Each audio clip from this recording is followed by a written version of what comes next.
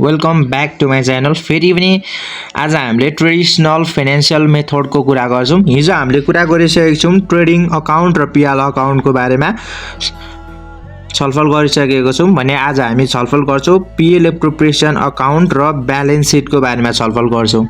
अब सबैभन्दा सुरुमा जानौँ पिएल एप्रोप्रिएसन अकाउन्ट भनेको के हो त? पिएल एप्रोप्रिएसन अकाउन्ट भनेको चाहिँ के हो भन्दाखेरि डिस्ट्रिब्युसन अफ प्रॉफिट, मतलब कि डिस्ट्रिब्युसन अफ प्रॉफिट मतलब प्रॉफिट कसरी बाँडफाँड हुन्छ त? मतलब शेयर होल्डर हुन्छ नि त एउटा अर्गनाइजेसनमा, एउटा कम्पनी एउटा अर्गनाइजेसन खोल्नका लागि इस्टाब्लिस गर्नको लागि त के चाहिन्छ? अमाउन्ट चाहियो नि त, क्यापिटल चाहियो नि त। त्यो क्यापिटल कसले लाउँछ भन्दाखेरि शेयर होल्डरले लाउँछ नि त।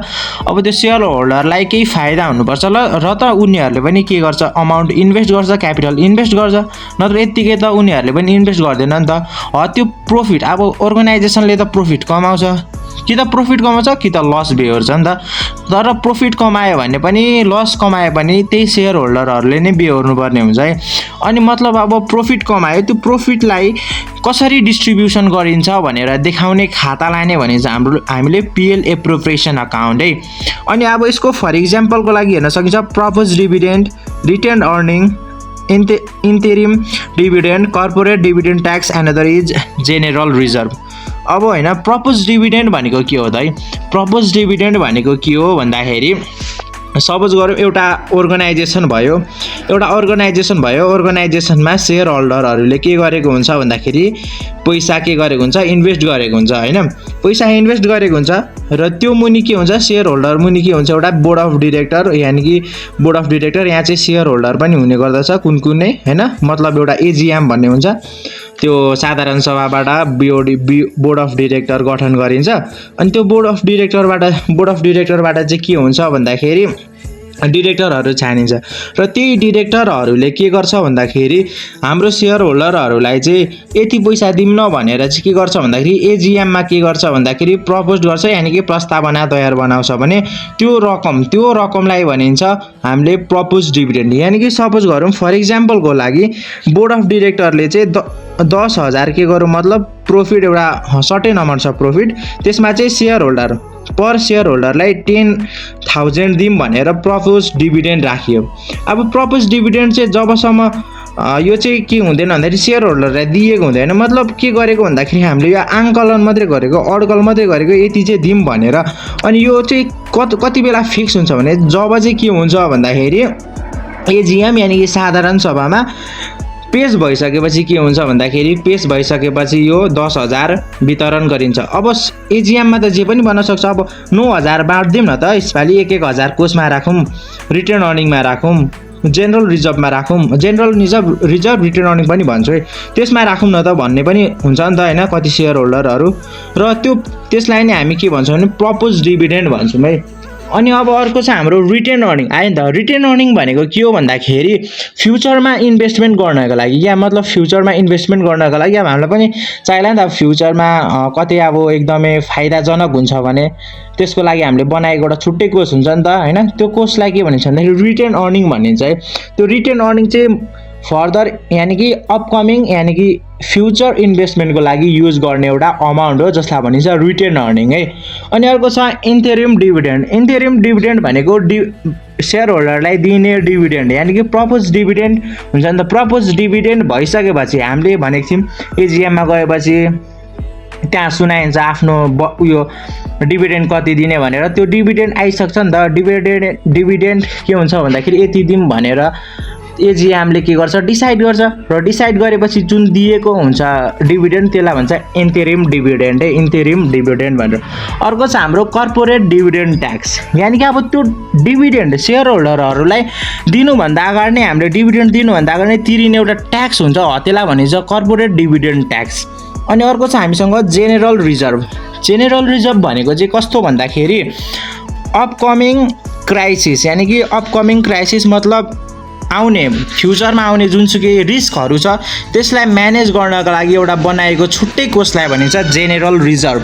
यो चाहिँ के हुन्छ भन्दाखेरि पछि आउने फ्युचरमा आउने रिस्कहरूलाई म्यानेज गर्नका लागि बनाएको एउटा कोष हो है त। अनि अर्को रहेको छ अब इक्जाममा आउला नि त, what is PL appropriation account भन्ने सिम्पल भाषामा लेख्ने, धेरै भाष नलेख्ने। मतलब इक्जाममा के हुन्छ भन्दाखेरि मतलब आफूले पनि बुझोस् हैन, र हाम्रो जुन पेपर काट्ने मान्छे हुनुहुन्छ उहाँहरूले पनि सजिलैसँग बुझ्नुहोस् क्या। मतलब इक्जाममा हामीले के गर्ने हो भन्दाखेरि आफूलाई कन्भिन्स गराउने हैन क्या, हामीले चाहिँ जुन पेपर काट्ने मान्छे हुनुहुन्छ नि उहाँलाई कन्भिन्स गराउने हो, यो चाहिँ यो हो भनेर कन्भिन्स गराउने हो क्या। त्यही भएर सरल भाषामा लेख्ने हैन, सरल भाषामा लेख, एकदमै difficult words, advance words use गर्नु पर्दैन हैन।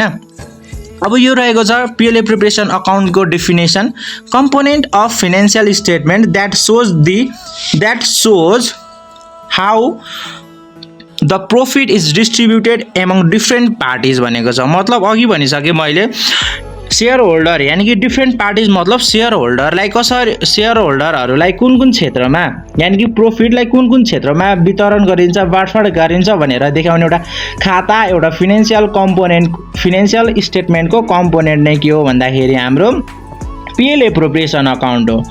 अब अर्को रहेको छ हामीसँग ब्यालेन्स सिट, एकदमै मोस्ट इम्पोर्टेन्ट है। ब्यालेन्स सिट चाहिँ एकदमै मोस्ट इम्पोर्टेन्ट। ब्यालेन्स सिटमा हामीले कति बिगारेको हुन्छौँ, हामीले अगाडि नबिगारे पनि ब्यालेन्स सिटमा आउँदाखेरि हामीले एकदमै हिसाब पनि बिगार्ने गरेको हुन्छौँ, किनकि हामीलाई यसको टर्म्सहरू, यसको डिफिनेसन के हो, टर्म्सहरूको डिफिनेसन हामीलाई कति थाहा हुँदैन नि त, जसको कारणले गर्दाखेरि के हुन्छ भन्दाखेरि हाम्रो मिस्टेक भइरहेको हुन्छ।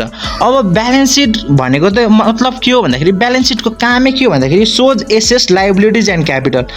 मतलब ब्यालेन्स सिटको काम भनेको हाम्रो सम्पत्ति, दायित्व र पुँजीलाई देखाउने एउटा के हो भन्दाखेरि खाता नै ब्यालेन्स सिट हो भनेर भनेको छौँ। अब फर इक्जाम्पलको लागि लिन सकिन्छ building, debtors, creditors, loans, OS expenses, share capital.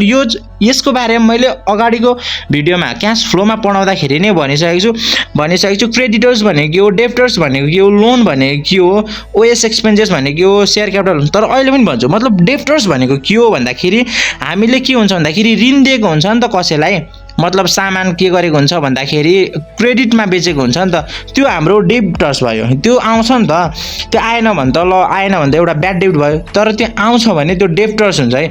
अनि अब हामीले पनि सामान कति पर्चेज क्रेडिटमा गरेर हुन्छौँ भने त्यो हुन्छ हाम्रो क्रेडिटर्स। मतलब यो डेप्टर्स भनेको चाहिँ सेल्ससँग रिलेटेड छ भने, क्रेडिटर्स छ भने चाहिँ हाम्रो पर्चेससँग रिलेटेड। अब लोन भनेको त थाहा भइहाल्छ, हामीले ब्याङ्कबाट लिएको लोन, अब कुनै अर्गनाइजेसनबाट पनि लोन त लिन सकिन्छ नि त। अनि अर्को हुन्छ हाम्रो ओएस एक्सपेन्सेस भनेको के हो भन्दाखेरि हामीले तिर्न बाँकी, जस्तै कि अब इम्प्लोइलाई 10,000 दिनुपर्ने यो मन्थमा, मतलब अगाडिको माघमा हामीले 10,000 दिनुपर्ने स्यालेरी, तर हामीले 5,000 मात्रै दियौँ भने त 5,000 त आउटस्ट्यान्डिङ भयो नि त, हामीले तिर्नु त पर्छ नि त। पछि भाग्नु त भएन नि त हैन, मतलब पछि तिर्दिनँ म भन्नु भएन नि त, त्यो एउटा उसको अर्गनाइजेसनको दायित्व हो नि त। अनि अर्को भनेको सेयर क्यापिटल भनेको चाहिँ एउटा सेयर होल्डरहरूले इन्भेस्ट गरेको अमाउन्टलाई नै सेयर क्यापिटल भन्छ। सेयर क्यापिटलको टाइप्सहरू पनि डिफ्रेन्ट छ, त्यो चाहिँ हामी सेयरको टपिक पढ्दा यानि कि च्याप्टर 1 को कम्पनी फर्मेसन छ, त्यसबाट हाम्रो सेयरको कुरा रहेको छ, डिबेन्चरको कुरा रहेको छ, त्यसमा हामी छलफल गर्छौँ सेयरको टाइप्स, सेयर कस्तो खालको हुन्छ भनेर। अब इक्जाममा आयो व्हाट इज ब्यालेन्स सिट हैन, ब्यालेन्स सिट भनेको के हो, डेफिनेसन अफ ब्यालेन्स सिट भन्यो भने के लेख्ने त, लेख्ने हो component of financial statement that shows financial position of a business on a particular time. यानि कि एउटा बिजनेसको सर्टेन पिरियड यानि कि एउटा निश्चित समयावधिको के देखाउने भन्दाखेरि फाइनेन्शियल वित्तीय स्थान देखाउने एउटा खाता, एउटा फाइनेन्शियल स्टेटमेन्टलाई, यसलाई खाता भनिँदैन, यसलाई फाइनेन्शियल स्टेटमेन्टलाई नै के भनिन्छ भन्दाखेरि ब्यालेन्स सिट भनिन्छ। मतलब यसको मेन उद्देश्य भनेको के हो भन्दाखेरि व्यवसायको पैसा कति छ, सम्पत्ति कति छ र ऋण कति छ भनेर देखाउने, त्यसको अवस्था देखाउने एउटा खातालाई नै के भनिन्छ ब्यालेन्स सिट भन्ने गरिन्छ।